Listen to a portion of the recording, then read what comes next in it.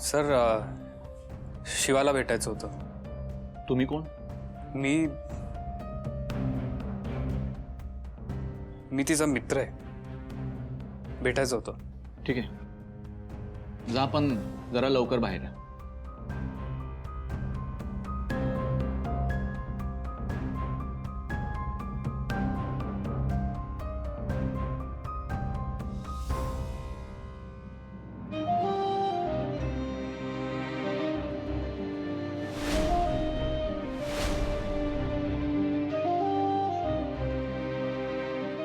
आशू,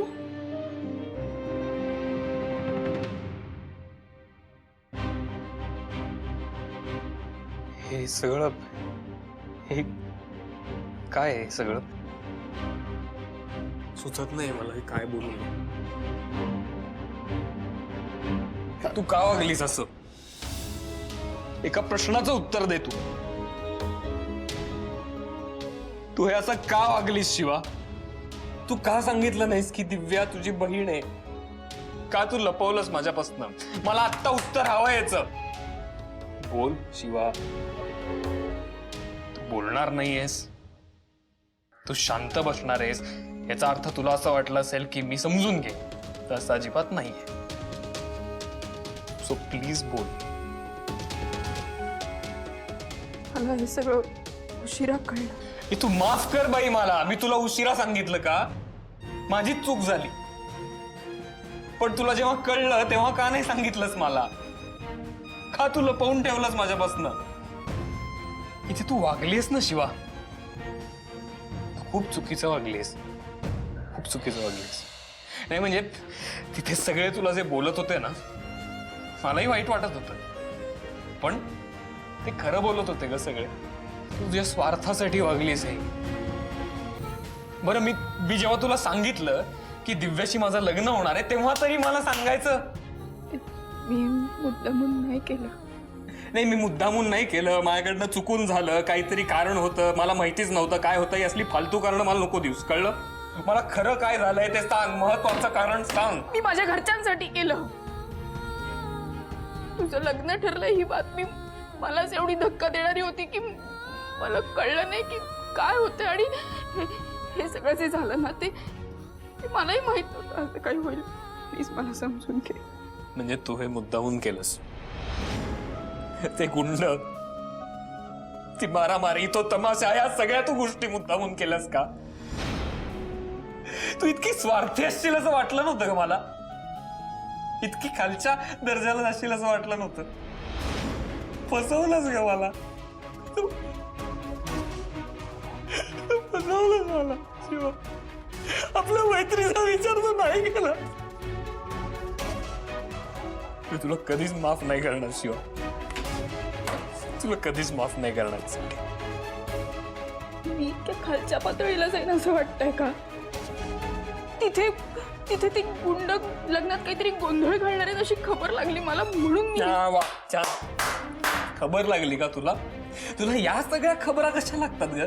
कोण आहेस तू? आणि तुझ्या ना एकाही शब्दावर माझा आता विश्वास नाही, कारण मी नाही विश्वास ठेवू शकत तुझ्यावर। मी नाही ठेवू शकत। तू ना फक्त तुझ्या घरच्यांचा विचार केलास, तू ना माझा विचार केलास, ना आपल्या मैत्रीचा विचार केलास। तू फक्त स्वार्थीपणे स्वतःचा विचार केलास। That's it. हे ओळखलंस का मला? हा, मी हेच ओळखलंय तुला। हे रडू नकोस, आणि त्याने काही फरक पडणार नाही। कधीच माफ नाही करणार तुला। आशू,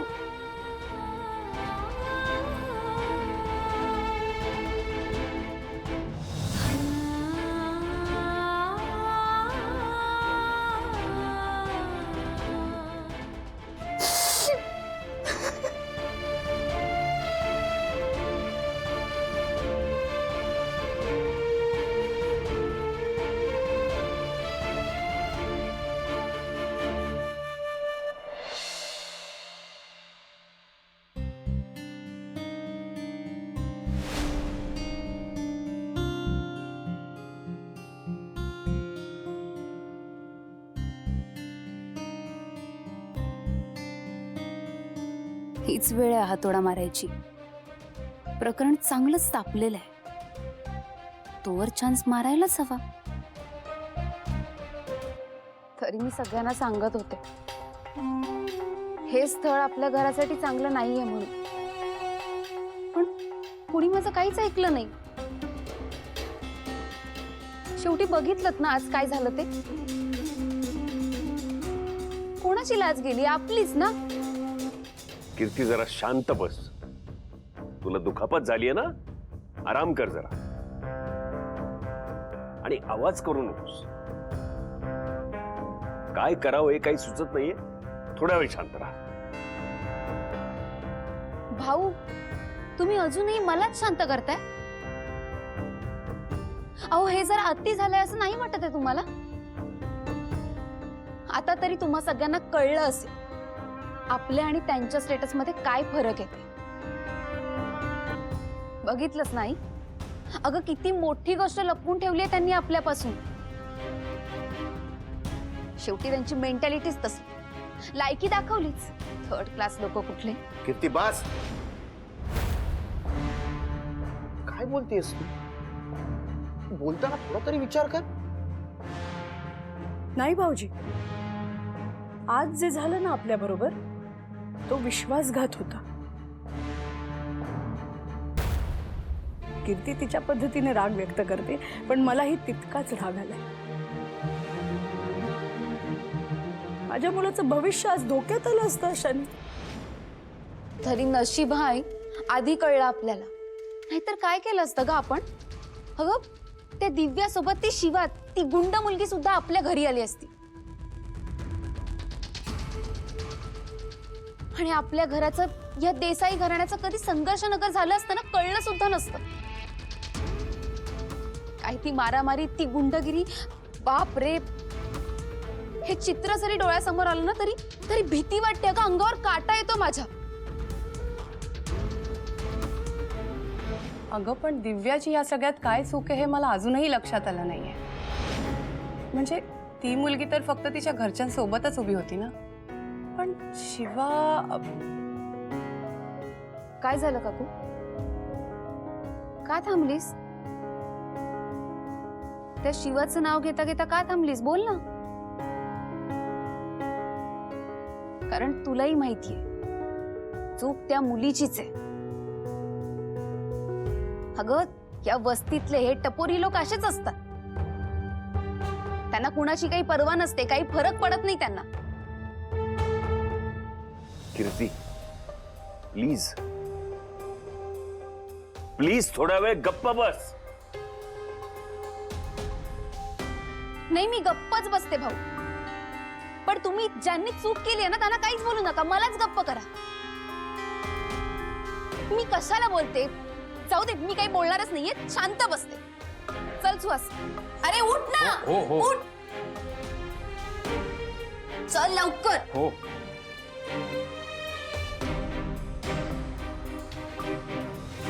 मला नाही वाटत की कीर्ती काही चुकीचं बोलते. सीता, तुला नेमका राग कशाचा आलाय? खर तर राग मलाही आलाय, पण ती शिवा दिव्याची बहीण निघाली याचा राग नाही आलाय मला. तर ते आपल्याशी खोटं बोलले याचा राग आलाय. पण मला एक कळत नाहीये, ते आपल्याशी खोटं का बोलले असतील. मला नाही माहित त्यांनी असं का केलं, पण मला दोन्ही गोष्टींचा तितकाच राग आलाय. मी त्या मुलीशी आपल्या घराचं नातं नाही जोडू शकत आता. आणि हे सगळं ना मी माझ्या आशूसाठी करते. हे बघ सीता, रागाच्या भरात कोणताही निर्णय घेऊ नकोस. मग मी काय करावं अशी अपेक्षा आहे तुमची? पायघड्या घालू त्यांच्यासाठी? अहो, तुम्ही बघितलं नाहीत का त्यांनी काय केलं तिकडे सगळं? तुम्ही बघितलं ना, स्वतःच्या डोळ्यांनी बघितलं ना काय झालं तिथे ते. हो, पण त्यात दिव्याची काय चूक? खरं तर त्यात शिवाचीही काही चूक नाही. ते खोटं बोलले ही त्यांची चूक. मला मान्य आहे, आज जे झालं ते व्हायला नको होतं. तुला राग येणं स्वाभाविकही आहे,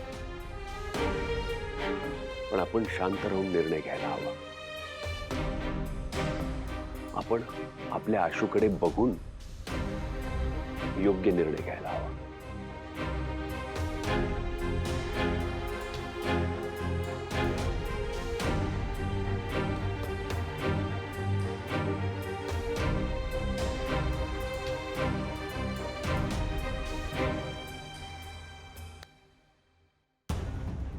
शिवा शिवा हे बघ हे शिवा शिवा बरी आहे ना तू? काय गोंधळ चाललाय इकडे? कोण आहेत तुम्ही? साहेब साहेब आत का ठेवले साहेब? हाँ सर. शिवाला घ्यायला आलोय. तुम्ही तिला असं घेऊन नाही जाऊ शकत. पण का? चला बाहेर निघा. हवलदार, बाहेर काढा सगळ्यांना. एक मिनिट साहेब. साहेब बेलचे पेपर आणलेत.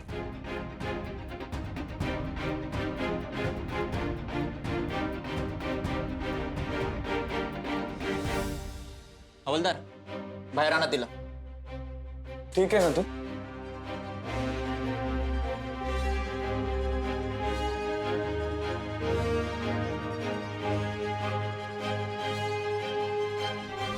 तू ठीक आहेस ना? हो मी ठीक आहे. कांताबाई, खरंच मी आभारी आहे तुमची. कुणी नाही आलं तेव्हा तुम्ही देवासारखे धावून आलात. खरंच थँक्यू. बस काय शिवा, तू आपल्याला परका केलास. नाही तसं नाही, पण मला अजून एक मदत हवी आहे तुमच्याकडनं. तू फक्त बोल, काय मदत हवी आहे तुला? एक माणूस शोधायचा आहे. शिवा, आता कोणाला शोधायचे? लग्नात जे गुंड आले होते ना, त्याच्या बॉसला. शिवा आता एवढं सगळं झालं, आता हे परत कशाला? हा ना. अरे पण ते गुंड लग्नात का आले होते हे बघायला नको का? त्यांच्यामुळे लग्न मोडलंय. अरे ते दिव्याला किडनॅप करायला का आले होते? काहीतरी तर कळायला पाहिजे. राडा घातलाय त्यांनी लग्नात. अगं पण ठीक आहे शिवा, पण तू एक काम कर, तू रिसॉर्टला जा आणि सीसीटीव्ही फुटेज चेक कर. मी तिथे माझा माणूस पाठवतो, मग बघू काय मिळतंय. थँक्यू कांताशेठ. ठीक आहे, मग मी पण माझ्या कामाला लागतो. साहेब येतो. काय फॉर्मॅलिटी असेल ते पूर्ण करून या. चला. पोरांनो, माझं पण एक काम आहे, मी येते पटकन. हा, हे शिवा, आता कुठे चालली तू? हा, आशूकडे जाते. तिकडे काय आता? मला तिथे जाऊन सगळ्यांची माफी मागायची आहे. हे बघ शिवा, तू नीट विचार केलायस ना? माझ्यामुळे लग्न तुटलंय, ते मलाच जोडावं लागेल. मला जाऊन येऊ दे प्लीज. अरे हे बघ शिवा, तू नीट विचार केलायस का? आता विचार करायची वेळ नाहीये. अरे अगं पण सरळ जायचं आणि माफी मागायची, बस एवढंच आहे. आले मी. अगं शिवा, आई, मला खूप टेन्शन येतं यार. आशू किती चिडला होता माहितीये ना तिकडे. तर ती तिकडे गेल्यावर परत कोणी काय बोलायला नको तिला. नाही कोण नाही बोलणार आणि आशू नाहीच बोलणार. हे बघा, मला असं वाटतं. नाही भाई, मला नाही वाटत असं. कारण का त्याला हे सगळं कळलं होतं ना, तेव्हा तो जाम भडकला होता माहितीये ना.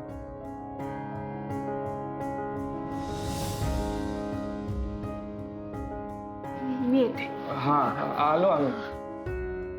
देवा, शिवावर लक्ष ठेव.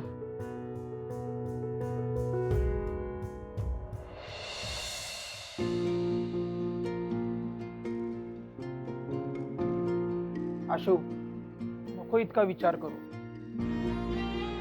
आणि आधी कपडे बदलून घे जा. कसं विसरू मी? फसवलंय तिने मला माझ्या. मला ना काही प्रश्न पडलेत, त्याची मला उत्तर हवी आहेत आणि खरी उत्तर हवी आहेत. ती आत्ता देत होती उत्तर, तू ऐकून घेतलं नाही. कसं ऐकून घेऊ? मला राग येत होता तिचा. मी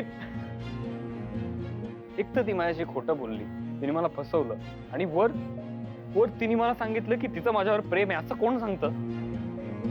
माझा ना तर आता विश्वास बसत नाही तिच्यावर. एक मिनिट अक्षय. मला वाटत नाही की शिवाने ते गुंड बोलवले असतील. मलाही नाही वाटत आहे तिने बोलवले असतील, पण हे बघ, तिची काहीतरी सिच्युएशन असेल, काही पर्सनल कारणं असतील, ती वेळ आल्यावर सांगेल तुला.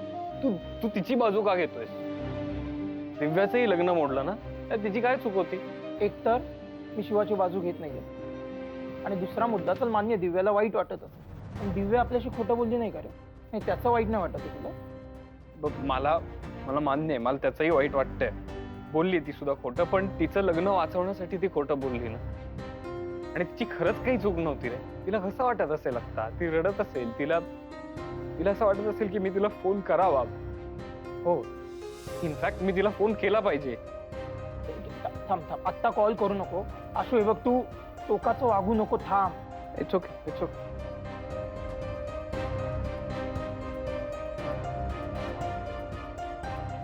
फोन उचलत नाही. तू पॅनिक होऊ नको. थांब. हे बघ, हा जो मॅटर आहे ना, तो घरातल्यांना हँडल करू. आपण ते गुंड कुठून आले होते, कोण होते, याचा शोध घेऊया. ते गुंड कोण होते, कुठून आले होते, याचा मी शोध घेणारच आहे. म्हणजे मला प्रश्न पडलेत ना, त्यांची मला उत्तरं हवी आहेत. मी शोध त्याचाही घेणार. हो, नाही, हे बघ, मी आहे तुझ्यासोबत. फक्त आता पॅनिक होऊ नको. तू शांत हो.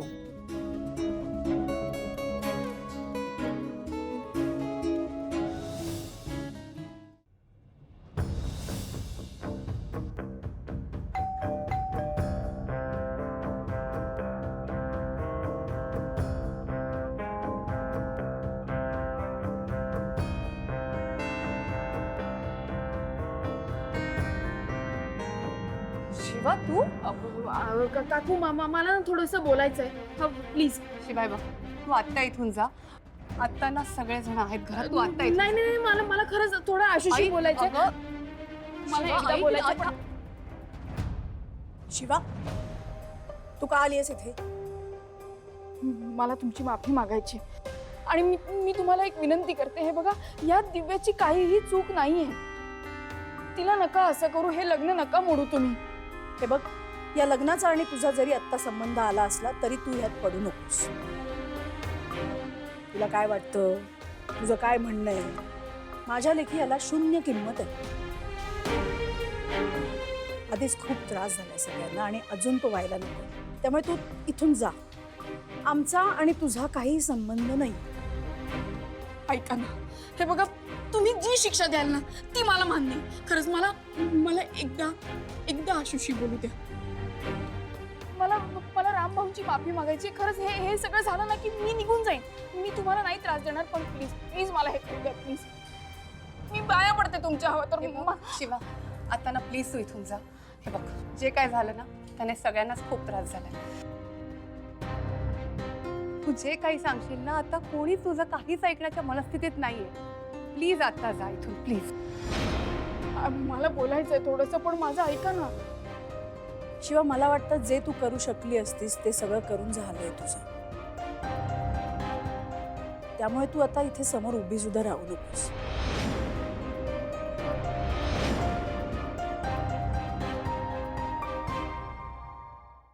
वहिनी, तिचं म्हणणं तरी ऐकून घेऊया का? हा, नाही म्हणजे तिची बाजू कळेल आपल्याला. हो, एकदा. नाही भाऊजी, थांबा तुम्ही. या मुलीला मी माझ्या मुलाशी बोलू सुद्धा देणार नाहीये. हिच्यामुळेच झालंय सगळं. हिची सावली सुद्धा त्याच्यावर पडता कामा नये. इथून पुढे माझ्या मुलाशी काहीही संबंध ठेवायचा नाही. माफी तर सोड, त्याच्याशी बोललीस ना तरी गाठ माझ्याशी. एक मिनिट, आपण बोलण्यात का वेळ वाया घालवतोय? पोलिसांच्या ताब्यात देऊया हिला. या असल्या गुंडांना ना हीच भाषा कळते. इतकं मी तुझ्याशी बोलत नाहीये. आणि कोण गुंड, कोण सभ्य, ते दाखवून देईन तुला. अच्छा, बघितलंस काय? भाषा बघतेस कायची? नशीब समज बोलते अजून. आत उचलला ना तेव्हा कळेल शिवा काय चीज आहे. ए तू,